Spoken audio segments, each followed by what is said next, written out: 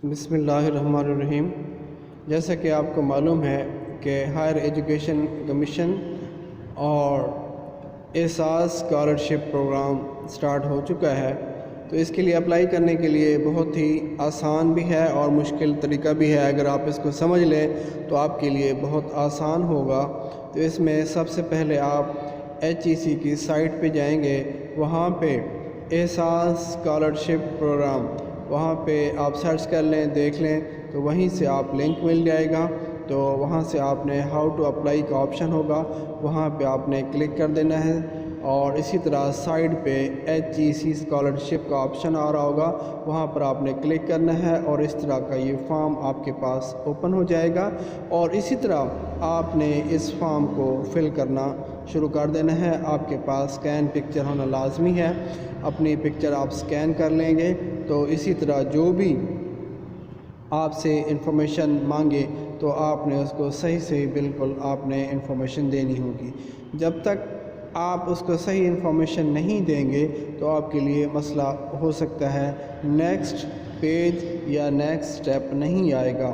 تو اس کے لیے بہت ہی آسانی سے طریقے سے سمجھ بھی آ سکتا ہے کہ کون سی آپشن کیا ہے اور کیا پوچھ رہا ہے۔ اس کے لیے آپ کو یونیورسٹی کا رجسٹریشن نمبر کا بھی پتہ ہونا لازمی ہے، وہ بھی پہلے آپ معلوم کر لیں کہ آپ کا رجسٹریشن نمبر یا انرولمنٹ نمبر کیا ہے، آپ کا ڈپارٹمنٹ کیا ہے، اور آپ کا اسی طرح سب کیمپس کیا ہے، اور اسی طرح آپ اسی کی ساری ڈیٹیل پہلے سے معلوم کریں گے۔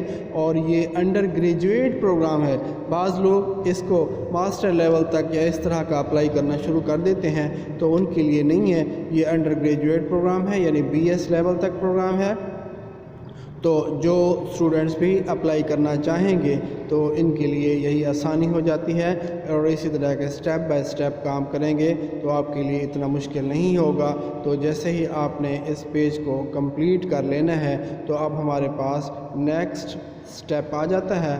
نیکسٹ سٹیپ آپ نے جیسے ہی آپ دیکھیں گے اگر کوئی ایرر ہوگا، کوئی مسئلہ ہوگا تو نیکسٹ سٹیپ پہ نہیں جائے گا، تو آپ کو وہیں روک لے گا۔ یا تو آپ کا یونیورسٹی کا جو انرولمنٹ نمبر ہے وہ صحیح نہیں ہے، یا آپ سلیکشن صحیح ڈپارٹمنٹ کی نہیں کر رہے، یا اسی طرح کہ آپ نے اپنی ڈیٹ آف برتھ کا یا اسی طرح کوئی بھی ایسی چیز ہے جو کہ آپ پراپر یوز نہیں کر رہے، تو آپ کے لیے پرابلم ہو سکتا ہے۔ تو اب ہم آ چکے ہیں نیکسٹ سٹیپ یعنی کہ تھرڈ سٹیپ پر۔ جیسے آپ تھرڈ سٹیپ پر آئیں گے تو اس میں آپ کی فادر انفارمیشن وہ آپ سے پوچھے گا کہ آپ کے فادر کیا کرتے ہیں، ان کا بزنس کیا ہے، الائیو ہیں نہیں ہیں، اور اسی طرح وہ جاب کرتے ہیں، کام کرتے ہیں، اب اس قابل ہیں کہ وہ کام کر سکتے ہیں یا نہیں کر سکتے، اور ان کا پروفیشن کیا ہے یا نہیں کام کرتے، تو آپ اس میں لکھیں کیا وجہ ہے۔ اور اسی طرح تو آپ کی پر منتھ انکم کیا ہے، وہ کس طرح انکم لاتے ہیں، کیا کرتے ہیں، اس کی ساری ڈیٹیل دینی ہوگی۔ جو گورنمنٹ سرونٹ ہوتا ہے تو وہ اپنی سیلری سلپ لگائیں گے، جو پرائیویٹ جاب کرتے ہیں یا اس طرح کے ہیں ان کے لیے یہی ہوگا کہ انکم سرٹیفکیٹ ایفیڈیوٹ پہ بنے گا۔ تو آپ ایک عدالت سے ایفیڈیوٹ لیں گے، وہاں پہ آپ نے وہ پرنٹ کروا لینا ہے۔ تو اسی طرح جو بھی آپ انکم لکھیں گے اسی حساب سے آپ نے سارے کو ڈیٹیل دینی ہوگی۔ وہ آپ سے NTN نمبر مانگتا ہے، تو وہاں پہ آپ نے اگر آپ NTN پیڈ ہیں یا NTN آپ کا ہے، کسی کا بنا ہوا ہے تو NTN نمبر دیں گے، اگر نہیں ہے تو آپ نے 00 دینا ہوگا۔ جہاں بھی آپ کا irrelevant ہے، آپ کے نہیں ہے، تو آپ اس کو 0 لگا دیں یا نل کر دیں، یعنی اس کو بلینک نہیں چھوڑنا، آپ نے اس کو فل کرنا لازمی ہے، آپ نے اس کو فل کریں گے۔ اور اسی طریقے سے آپ نے دیکھنا ہوگا کہ آپ اپنے فادر CNIC بھی نمبر بھی دیں گے، اور آپ نے اپنا CNIC تو پہلے دے چکے ہوں گے۔ اس کے بعد آپ نے ڈیٹیل دینی ہوگی فیملی انکم کی، کہ آپ اپنی مدر کی، کہ آپ کی مدر کیا کرتی ہیں، جاب کرتی ہیں، ہاؤس وائف ہیں، جو بھی ہیں، تو آپ سلیکٹ کریں گے۔ اب ہم نے یہاں پہ 15,000 سیلری لکھی ہے، تو اب اسی 15,000 کو ہی ہم نے اسی کے اندر سے خرچ کرنا ہے، اسی کے اندر سے ایکسپینسز لگانے ہیں کہ کتنے ایکسپینس ہوتے ہیں، اسی کے اندر رہ کر آپ نے اس کو فل کرنا ہوگا کہ اس میں میڈیکل الاؤنس ہے، کچن کا آپ کا خرچ ہے، اخراجات بل وغیرہ ہوتے ہیں، بچوں کی فیسیں ہیں، اس میں ساری ڈیٹیل جو بھی ہے آپ کی بنتی ہے وہ آپ نے اس میں لازمی دینی ہوگی۔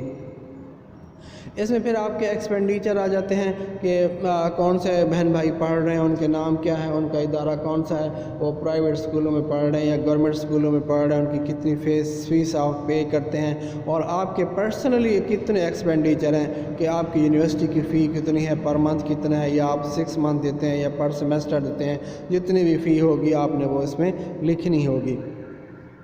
اس کی ساری ڈیٹیل دینے کے بعد آپ نے جو اپنے باقی بہن بھائی ہیں ان کے نیم بھی دینے ہوں گے اور ان کے اداروں کے نیم بھی دینے ہوں گے، اور یہاں پہ آپ نے اپنی فیس لکھنی ہے کہ آپ کی اتنی فیس ادا ہوتی ہے، یا آپ کے بہن بھائی ہیں چھوٹے جو بھی ہیں تو ان کی ڈیٹیل آپ نے یہاں پہ کمپلیٹ کر دینی ہے، اور اسی حساب سے دینی ہے کہ جتنا آپ 15,000 یا 20,000 جو بھی ہے تو اسی میں سے آپ نے پورا کرنا ہوگا۔ اب دیکھیں ہم نے یہاں فی دی ہے تو یہاں 8,772 یہاں تک ہمارا جو بیلنس آ رہا ہے۔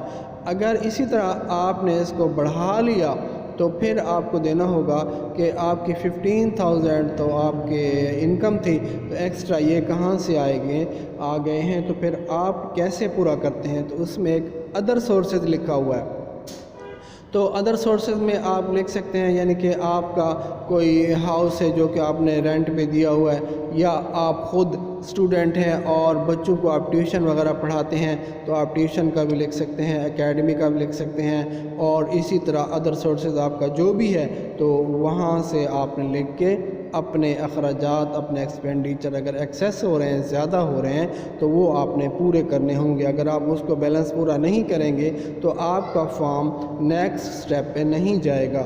تو یہ مین چیز ہوتی ہے جو کہ بہت احتیاط سے لکھنی ہوتی ہے، احتیاط کرنی ہوتی ہے۔ اگر آپ نے اس کو چھوڑ دیا تو آپ کا فارم نیکسٹ پیج پہ نہیں جائے گا، جو کہ آپ کے لیے بہت پرابلم کرے گا۔ اب اس میں دیکھنا ہے کہ آپ کے گھر کے افراد کتنے ہیں، یعنی آپ کے فیملی ممبرز کتنے ہیں، وہ بھی آپ نے یہاں پہ ایڈ کرنے ہوں گے۔ فیملی ممبر ایڈ کرنے کے بعد آپ نے نیکسٹ سٹیپ پہ آ جائیں گے۔ اس کے بعد جو بھی آپ کا ریلیونٹ ہے کہ آپ کے کوئی ایسا پہلے آپ نے کوئی اسکالرشپ تو نہیں لیا ہوا، آپ کے ایسٹس ہیں، پراپرٹی وغیرہ تو نہیں ہے، اسی طرح کا اگر جو کچھ ہے، آپ کا ہاؤس کتنے مرلے کا ہے، کتنا اس میں یہی ہے کہ آپ کا کورڈ ایریا ہے، کتنا آپ کا نہیں ہے، تو اس کی ساری ڈیٹیل آپ یہاں مانگے گا۔ جو بھی آپ کی صحیح ڈیٹیل ہے آپ نے اس کو دے دینی ہے، اور اسی طرح آپ نے لاسٹ پہ پہنچ جانا ہے، انڈر ٹیکنگ کا آئے گا، اس کو آپ نے ٹک لگانا ہوگا، یعنی ٹک ایکسیپٹ کرنا ہوگا۔ ایکسیپٹ کرنے کے بعد آپ اس کو اچھی طرح ریڈ کر لیں گے، اور ریڈ کرنے کے بعد کیونکہ یہ ایک ہی دفعہ سبمٹ ہوتا ہے، آپ کے پاس دوبارہ ایڈٹ کا آپشن نہیں آئے گا، پھر آپ کے لیے بہت مسئلہ ہو جاتا ہے۔ ساری ڈیٹیل آپ پہلے دیکھ لیں گے۔ اب دیکھیں ہم آخری سٹیپ پر پہنچ چکے ہیں۔ اس فارم کے ڈیٹیل بھی آپ پریویس کر کے پیج پہ بیک جا سکتے ہیں، چیک کر سکتے ہیں، دیکھ سکتے ہیں۔